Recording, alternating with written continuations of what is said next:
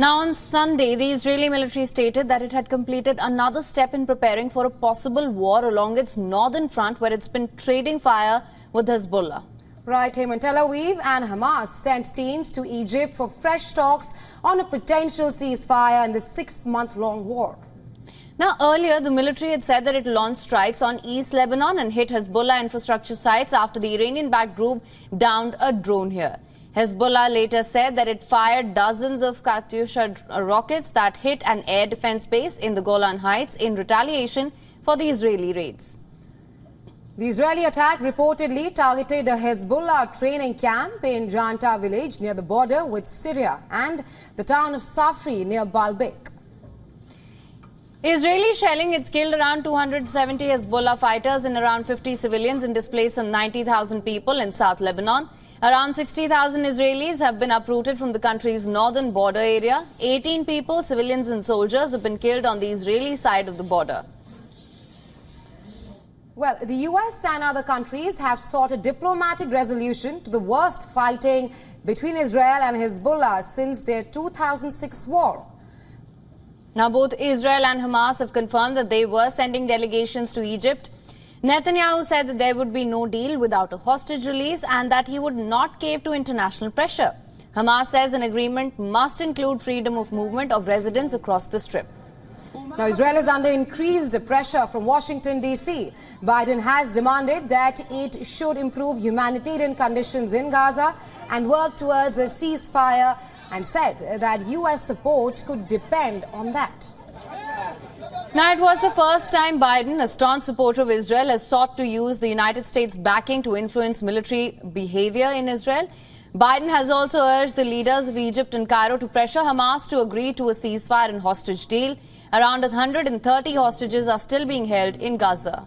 Israel says an incursion into Rafah near the border with Egypt is needed to eliminate Hamas militants. And anxious foreign powers have said it could exact an unacceptable toll on the civilians, with more than 1 million people sheltering there. Israel says it will evacuate civilians before launching an incursion. Palestinian residents of the South Gaza city of Khan Yunis said that they had seen Israeli forces leaving the center of the city and retreating to eastern districts. Hamas ceased to function as a military organization throughout the Gaza Strip. The troops go out of Khan Yunis and prepare for their follow-up missions. New video footage showed the destruction at Al Nasser hospital in Khan Yunis after Israel pulled out some of its troops. Israel is also on a high alert for a possible retaliatory attack from Iran in reaction to the killing of Iranian generals on April 1st. The Israeli Chief of General Staff, Herzi Halevi, and said that Israel knows how to deal with Iran offensively and defensively.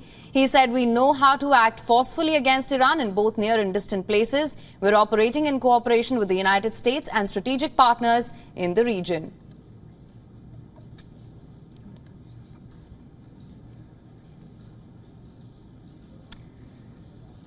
Now, for more on this, former foreign policy advisor to Prime Minister Benjamin Netanyahu, Callan Glick, who, as I mentioned, was the former policy advisor, is joining us live on World DNA from Washington, D.C. Thank you so much for joining us on the show, ma'am.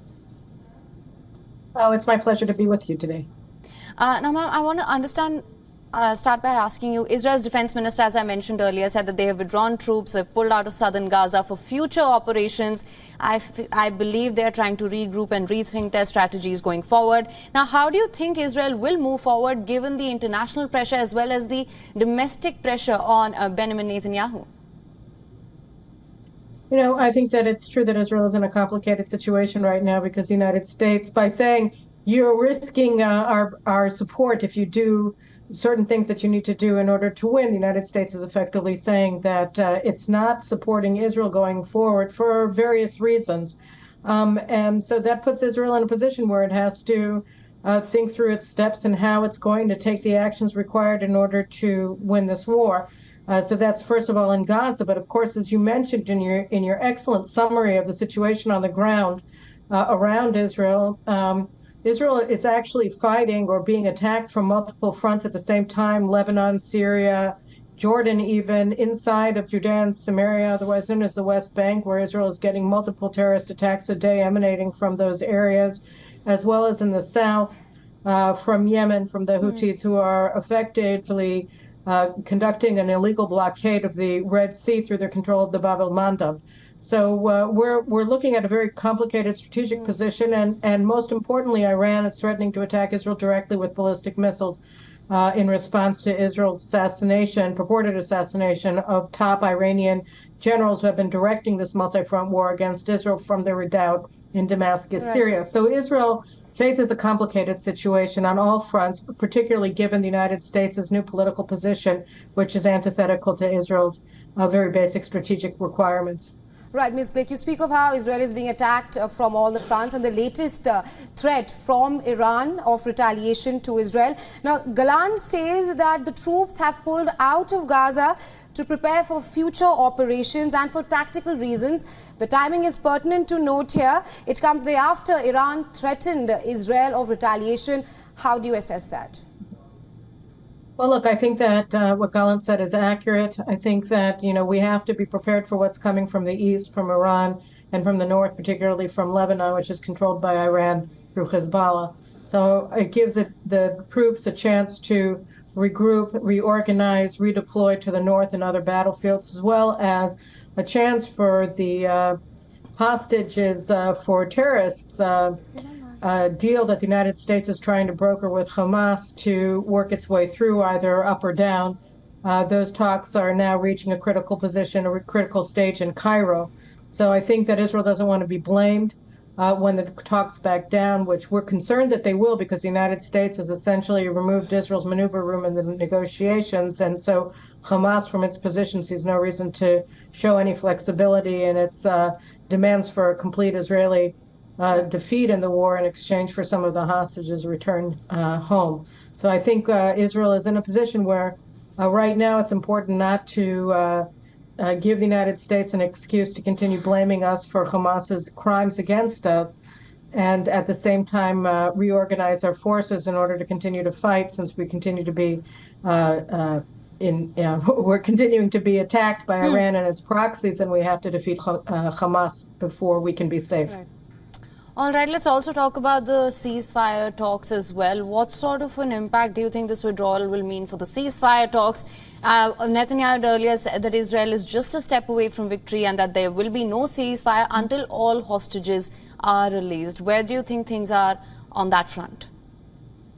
That remains Israel's steady position across the political spectrum.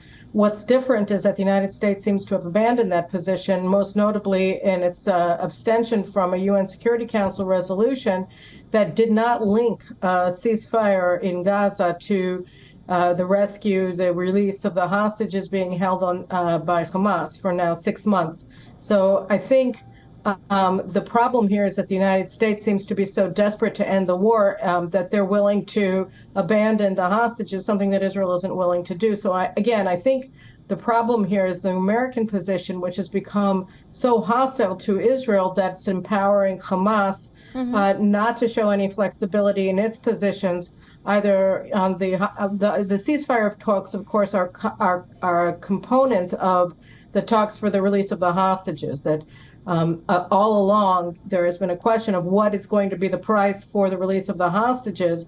And always the position has been of Israel, and until recently, position of the United States as well, that for a ceasefire to happen, the hostages have to be rescued. And that seemed to no longer be the case when the United States abstained from the UN Security Council resolution that didn't link the two. But that still remains Israel's position.